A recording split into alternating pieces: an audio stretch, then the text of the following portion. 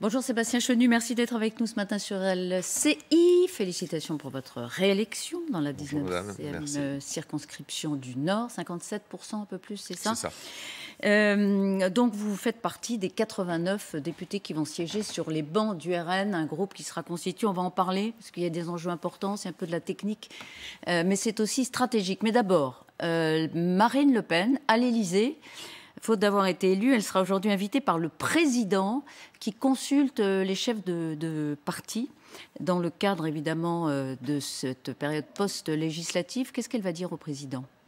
Marine Le Pen va lui dire que les 42% d'électeurs qu'elle a réunis sur son nom doivent être respectés et que par conséquent, nous, au Rassemblement national, les 89 députés du Rassemblement national, nous allons jouer le jeu des institutions, nous allons participer à la vie démocratique et à la vie institutionnelle du pays. Nous n'allons pas chercher à transformer l'Assemblée nationale en ZAD ou en squat, à bordéliser la vie politique. C'est pas notre rôle, mais nous voulons être respectés en retour, assumer les responsabilités que la démocratie, que la République permet d'assumer lorsqu'il y a une opposition. Nous sommes la première opposition, nous assumerons des responsabilités et nous serons respectés. À propos de bordélisation, il y a une nouvelle députée de la NUP qui l'a revendiqué d'une certaine façon, c'est une petite parenthèse, mais c'est vrai que Sandrine Rousseau, élue dimanche soir, a dit que par exemple quand Damien Abad, s'il restait ministre, prenait la parole, dès qu'il prendrait la parole, elle organiserait un chahut, évidemment, en lien avec les accusations de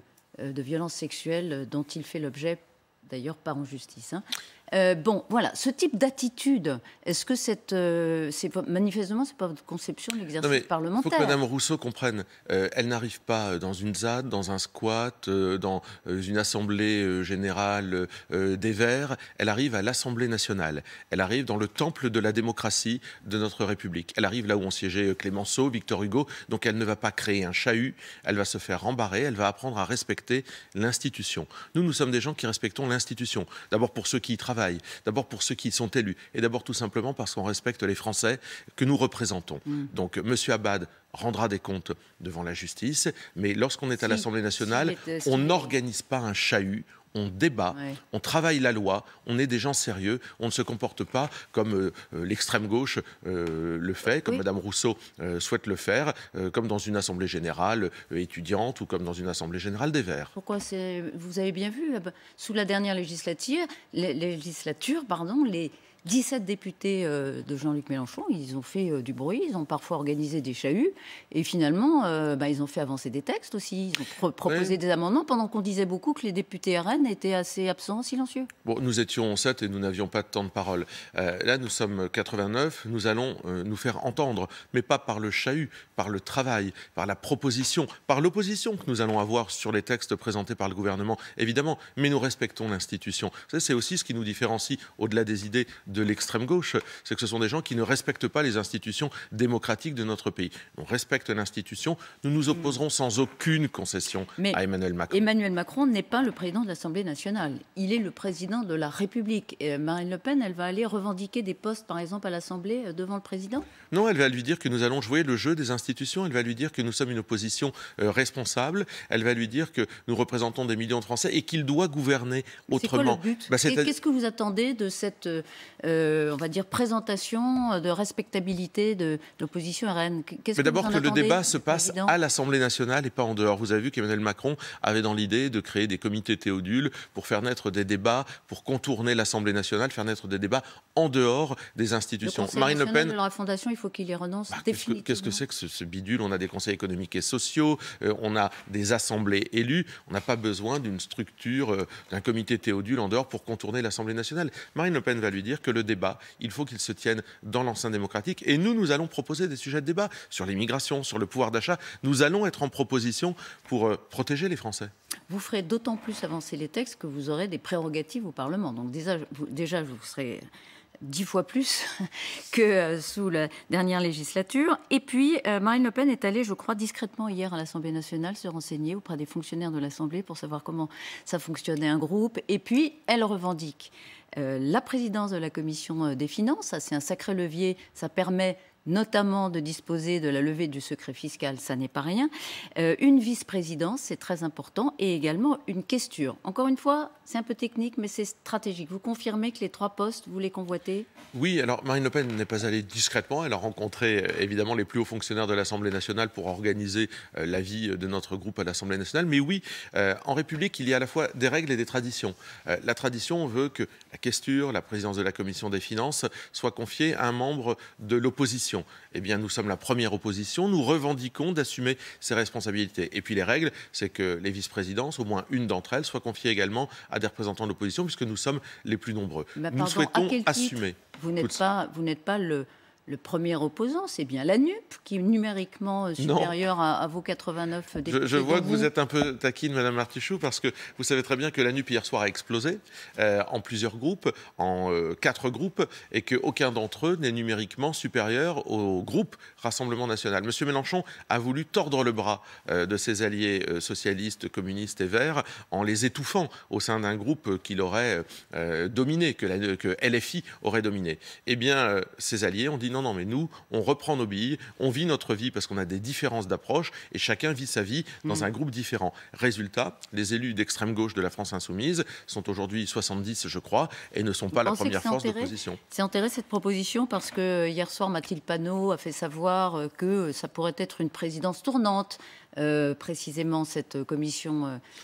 par exemple des finances, chaque groupe de la NUP aurait son moment, donc dans ce cadre-là. Bref, ils cherchent des moyens d'organiser ce groupe quand même pour dire l'opposition, c'est nous. Oui, en fait, il essaye de trouver des arguties pour pouvoir, des artefacts pour pouvoir... Ils ont quand même plus de 140 élus. Pour pouvoir essayer de faire semblant d'être l'opposition la plus nombreuse. La réalité, c'est qu'il y a 70 députés LFI, il y en a 89 du Rassemblement national. Les Français ont tranché, les Français ont choisi. Et aujourd'hui, nous sommes le premier groupe d'opposition. C'est aussi une lourde responsabilité que d'être le premier groupe d'opposition. Ce n'est pas faire n'importe quoi, comme vous citiez tout à l'heure, Madame Rousseau, ou raconter n'importe quoi. C'est aussi défendre l'intérêt des Français. Vous savez, nous faisons entrer à l'Assemblée nationale des commerçants, des chauffeurs-livreurs, une femme de ménage, des enseignants, des avocats, des gens qui avaient non seulement une activité dans la vie réelle, des Français comme vous et moi, qui deviennent parlementaires et qui vont défendre nos propositions sur le pouvoir d'achat tout de suite, immédiatement, sur l'immigration tout de suite, immédiatement. Mais enfin, il va falloir vous battre. Vous allez vous battre vraiment pour avoir ces postes-là, parce que vous avez compris que d'une certaine façon, pardon pour l'expression, mais Jean-Luc Mélenchon ne laissera pas sa part aux chiens. Lui, il veut des postes. Oui, bien sûr. Aussi, parce que, pas seulement pour avoir des postes, mais parce que, encore une fois, ça permet de mieux faire entendre sa voix. Moi, je ne dénie pas à Jean-Luc Mélenchon d'avoir une vice-présidence de l'Assemblée nationale pour son groupe. Ça fait partie des choses. Ils ne sont pas rien. Mais simplement, je crois qu'il ne peut plus revendiquer aujourd'hui d'être la première opposition. Le groupe LFI n'est pas la première opposition. C'est un groupe d'extrême gauche important qui compte. Mais ils vont devoir apprendre à respecter la République, la démocratie, telle qu'elle s'exprime. Si la NUP dépose effectivement une motion de censure début juillet, est-ce que vous la voterez ?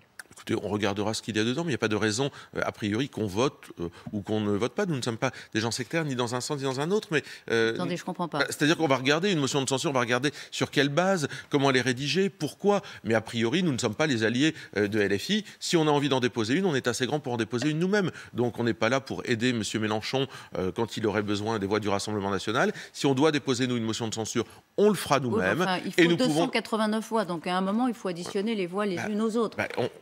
On déposera, ou en tous les cas... Vous me dites quoi ? C'est un peu trop tôt, on n'aime pas ce type d'opposition d'entrée, dites-nous. Non, mais nous sommes des gens qui sont une opposition résolue, mais aussi constructive. On va faire des propositions. On va s'opposer à toute la politique d'Emmanuel Macron dès qu'elle touche à l'intérêt des Français. Et on fera des propositions à chaque fois. Le cinéma de M. Mélenchon, en permanence, fatigue les Français.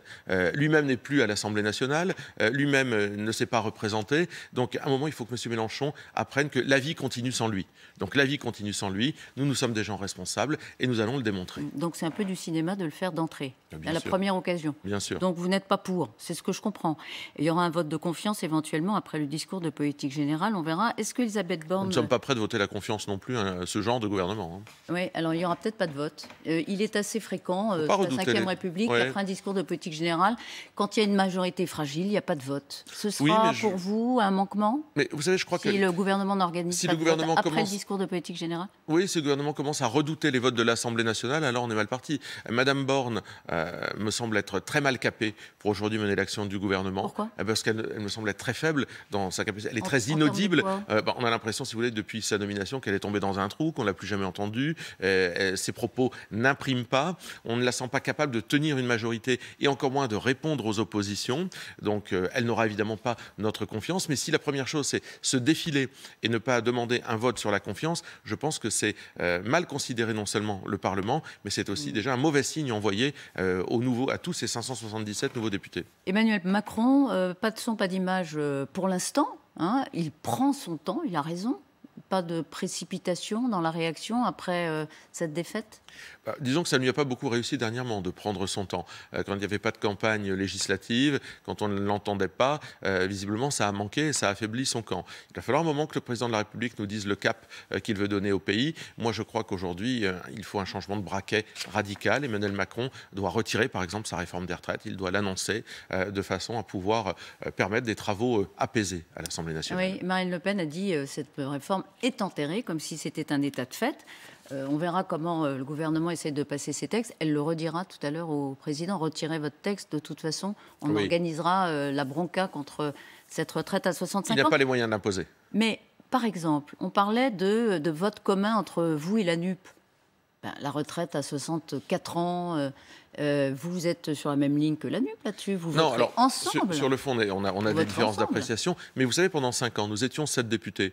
Nous avons voté des amendements et des propositions de loi venant du Parti communiste, des socialistes, des LFI, d'En Marche, des Républicains, quand on considérait que ça allait dans le bon sens. On n'est pas des gens sectaires, on le fait dans les régions et on continuera de le faire, mais ce sont eux qui vont devoir se positionner par rapport à nous sur ces sujets-là. C'est nous qui allons donner le là sur ces sujets-là. Et donc, il faudra qu'ils expliquent s'ils sont d'accord ou pas avec les propositions que font les députés.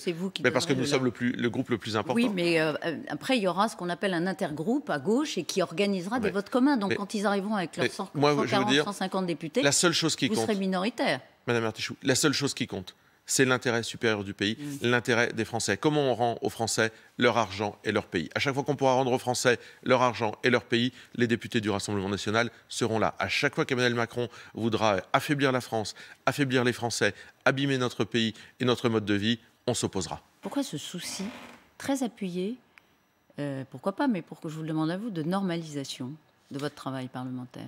Mais nous sommes des gens normaux, Madame Artichoux. Nous voulons démontrer que nous sommes capables de gouverner. Nous voulons démontrer devant les Français que ces 90 hommes et femmes élus dimanche dernier, venant pour beaucoup de la société civile, ont du talent, ont des capacités à prendre en main des dossiers, vont devenir des experts en agriculture, en environnement, en immigration, en défense, vont devenir des hommes et des femmes capables, dans 5 ans, d'assumer des responsabilités. Oui, c'était peut-être ce qui nous manquait. Ça, c'est dit. Un autre texte qui va venir très vite à l'Assemblée, c'est une obligation de calendrier, c'est celui sur le pass vaccinal. Par exemple, le recours possible au pass vaccinal s'il y a une nouvelle vague pandémique. Elle doit être votée en juillet. Je ne sais pas exactement quand ça va se passer, ça c'est très compliqué, mais peu importe. Là aussi, vous êtes sur la même ligne que la NUP. Ou la NUP est sur la même ligne que nous. En tous les cas, on ne se détermine pas par rapport à eux. Nous sommes opposés. Non, mais vous voterez ensemble contre ? Nous étions 7 députés Rassemblement national. Nous y sommes opposés. Nous continuerons à nous opposer au pass vaccinal demain. Donc vous voterez contre dans les 89. Vous dites que vos 89 voterez contre et sans doute effectivement avec la NUP, paquet pouvoir d'achat. Alors ça, on connaît bien. Hein. Ne me dites pas, j'attends de voir le texte. On le connaît quand même depuis le temps. Bouclier tarifaire sur l'énergie, indexation retraite sur l'inflation, dégel point d'indice, triplement de la prime Macron. Ce sont des avancées pour les Français. Donc, vous voterez pour, Bon, logiquement. Il y a deux choses. Si ce sont des sparadraps ou des mesures qui ne sont pas pérennes, que le gouvernement n'imagine pas faire de la communication sur ce type de proposition. Si ce sont des mesures qui reflèchent de l'argent dans la poche des Français, nous ne voterons pas contre, évidemment. Nous n'allons jamais voter contre des mesures qui permettent aux Français de reprendre de leur argent. Oui, mais nous allons demander à aller plus loin. Nous allons demander la baisse des énergies, la baisse de la TVA sur les énergies à 5,5. Et nous allons demander que ce soit mis au vote. Nous allons aller plus loin. Nos propositions, les Français nous ont missionnés pour des propositions très concrètes. 0% de TVA sur 100 produits de première nécessité. Et là aussi, le gouvernement devra se positionner. Nous ne sommes pas des gens sectaires. Tout ce qui permet de rendre de l'argent aux Français... Il s'est déjà positionné pendant la campagne, pardon. Il y a même eu un débat entre Emmanuel Macron et Marine Le Pen. Il y a des choses qui se sont passées entre-temps, notamment ces élections législatives. Donc nous allons voir si le gouvernement... La majorité est majoritaire, dans majorité faible... Bien sûr. Pardon, parce que parfois on a l'impression que les oppositions l'oublient. Majorité faible, il y a majorité. Et aujourd'hui, le groupe le plus important, c'est le groupe central, c'est 240 députés. Nous respectons. Vous en avez 89. Nous respectons le fait majoritaire, mais nous sommes là pour porter aussi des débats. Et d'ailleurs, si nous n'étions pas là, ces débats-là, ils ne seraient pas portés à l'Assemblée nationale. Par exemple, les débats sur l'immigration et sur l'islamisme, que nous comptons aborder au moment où nous traiterons de ces questions-là. C'est nous qui le portons et qui le mettons sur la table, parce qu'on ne peut pas compter évidemment sur Emmanuel Macron, encore moins sur l'extrême gauche qui, elle, défend le Burkini. Si les députés RN n'étaient pas là, on n'en parlerait plus. Si le gouvernement ne met pas la baisse de la TVA, est-ce que vous refuserez de voter ce texte? Est-ce que vous vous abstiendrez? Est-ce que vous considérez quand même, dans un souci d'aider les Français, d'être constructifs, que c'est mieux que rien, donc vous le voterez? Je ne vais pas vous donner une position de vote sur un texte que nous n'avons pas encore et qui sera de toute façon débattu et amendé. On va essayer de l'amender. Je vous dis simplement, dès qu'on pourra rendre 1 euro utile aux Français de leur poche, on leur rendra et les députés du Rassemblement national feront tout pour leur rendre. S'il y a une situation de blocage au Parlement, s'il y a une coalition des oppositions sur des textes importants et que le gouvernement ne fait pas voter la majorité, qu'est-ce qui va se passer? C'est la paralysie du pays? Non, il peut y avoir... Alors, une situation de blocage, c'est quoi? C'est pas forcément le refus d'un texte. On peut refuser un texte au Parlement sans que le pays soit bloqué. Ce n'est pas un drame. Un texte qui ne passe pas, il ne passe pas. Non, mais des textes qui ne passent jamais, c'est un programme qui ne s'applique pas, c'est une présidence qui n'opère pas. Oui, mais moi, je ne change pas la vie des Français dans un sens ou dans un autre. Mais ça, c'est la responsabilité d'Emmanuel Macron que de savoir changer de politique, que de savoir concéder à l'opposition des positions qu'elle défend. C'est aussi ça, la grandeur d'un président, c'est de savoir reconnaître qu'il s'est trompé, c'est d'entendre les propositions que nous faisons et d'accepter. Il le fera, à votre avis? Ah, mais il a tout intérêt à le faire, parce que il faut que... Est-ce qu'il le fera tel que vous voyez les choses, votre intuition, votre connaissance? Je pense qu'il est capable de comprendre que les propositions que nous portons, il vaut mieux qu'elles soient débattues et acceptées à l'Assemblée nationale plutôt qu'elles n'arrivent dans la rue. C'est ça qu'aussi que Marine Le Pen va dire tout à l'heure au président. Oui, nous ne jouons jamais la rue contre la République, jamais la rue contre l'État. Nous jouons la responsabilité. Et donc, par conséquent, il faut qu'Emmanuel Macron comprenne que s'il ne nous entend pas, alors ça se terminera dans la rue. Et nous ne le voulons pas. Et si, effectivement, il joue le statu quo, il fait durer les choses en espérant que les oppositions se divisent, se perdent un peu, perdent de la force, etc., vous considérez que quoi? Il joue le pourrissement? Je pense que si le président de la République joue le pourrissement, les Français ne l'accepteront pas et tout ça se terminera assez mal. Ce n'est pas son intérêt, ce n'est pas l'intérêt de la France. Je pense qu'il ne faut jamais perdre de vue quel est l'intérêt de la France. L'intérêt de la France, c'est pas jouer le pourrissement. Les Français ont des difficultés tous les jours, au quotidien, quand ils mettent de l'essence, quand ils font leurs courses. Ça, il ne peut pas jouer le pourrissement sur ça. Le discours d'Emmanuel Macron revient sur maintenant le vote. 89 députés, surprise totale. Personne ne l'avait anticipé, pas même vous, pas même Marine Le Pen. Le discours d'Emmanuel Macron, d'une certaine façon, il n'a pas fait campagne, mais il a pris la parole quelques instants la semaine dernière sur l'équivalence des extrêmes. Il a dramatisé, dans le fond, le vote Mélenchon. Est-ce que ça vous a aidé ? Écoutez, j'en sais rien. Moi, je crois que les Français avaient envie de se faire entendre. Les 42% de Français qui ont voté pour Marine Le Pen avaient envie d'être représentés. C'est d'abord ce qui a expliqué probablement la mobilisation des électeurs du Rassemblement national. Et puis après, de l'autre côté, vous avez trois grands blocs. Nous l'avons vu. Les patriotes, oui, les macronistes et les mélenchonistes. Pardon, excusez-moi, j'en appelle à Jérôme Jaffray, le politologue qu'on connaît bien sur LCI, qui est un des meilleurs. Il dit ce matin dans le Figaro... le vote utile, ça a été le vote RN face à la NUP. C'est ça qui s'est passé. Donc, parce que... à partir du moment où Emmanuel Macron dit oui, attention, que tout le monde dramatise sur le risque NUP, Oui, mais parce que les Français ont vu dans la lumière crue d'une élection qu'un mouvement comme celui de Jean-Luc Mélenchon qui dit la police tue, un mouvement qui est pour le Burkini, pour désarmer la police, etc., c'était un mouvement politique d'extrême gauche qui était dangereux. Et ils ont choisi des élus républicains. Il se trouve que ces élus républicains qui incarnent le mieux l'opposition, ce sont ceux du Rassemblement national, ce sont nos 89 élus.